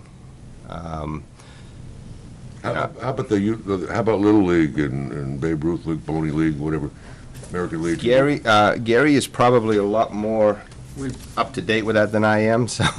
We do a lot of fundraising. The kids have to pay a fee to play, and we have nothing to do with the rec department. We use the fields, but we're responsible for the insurance as a league, for the entry fees. Babe Ruth teams run about $1,200 a piece just for the teams, uniforms and hats and baseballs and such. It's expensive. It's very expensive for youth programs. They're very expensive. It's just the insurance and just the fees to join leagues are very expensive. I know, in Bedford, I was the treasurer of the baseball. We had 1,600 kids. I know, but like, umpires now are, you're paying $75 a game. We had a $150,000 budget in $1980. No, it's, You know, no, it's it's all expensive. self-funded, that's what I'm Okay. trying to say. That's what we do. Lorianne had a question? Yeah, are we still on recreation and capital? We're on capital I improvement. can ask you, okay. Dams, what dam is that? Gallon and the Piscasset. Okay, and what's the 10,000 for? Engineering studies. Studies, okay. Thank you. Okay. Any other questions? Why did they reduce the Veterans Memorial Trust down to 5,000 from 10? That's a, I believe in 3,000 giving of that veterans one. was put into Channel 13 for the tapings of the World War II veterans, I believe it was. Veterans, correct. So that was, some of that money, we had lengthy discussions with someone from the Veterans Committee the other evening, and over the last several weeks, and 5,000 stayed, which was strictly for the memorials, I believe it was Correct. earmarked for. And then we took 3,000, put it into, I think, Channel 13, so they could do their tapings through 08, 09. And was there a 2,000 or $1,500? No, They lost it too? Right. Okay. And then, if I'm correct, within the capital improvements plan in the Veterans Trust, there's $10,000 that's going to go for the future construction of the memorial and for the upgrades to the bandstand. okay. Lorianne? Telecommunications is, I noticed CIP had 29,000, council zeroed it out. Is that because that is now a separate, is telecommunications Channel 13, or is that something different? We had to go to a warrant article, wasn't that the reason? There is a warrant that article Verizon? that's being set up for Channel 13 for equipment and things for the future. Okay. That'll be adopted. I don't recall what telecommunications is in the budget. What, you know, I can't. 29,237, I could look it up too. I think that, Yeah, I see that. or is this the CIP?